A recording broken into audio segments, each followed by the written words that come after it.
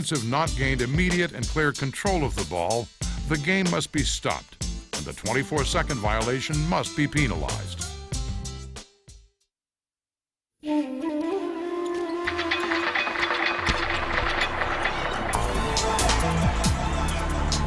Let's review the situation.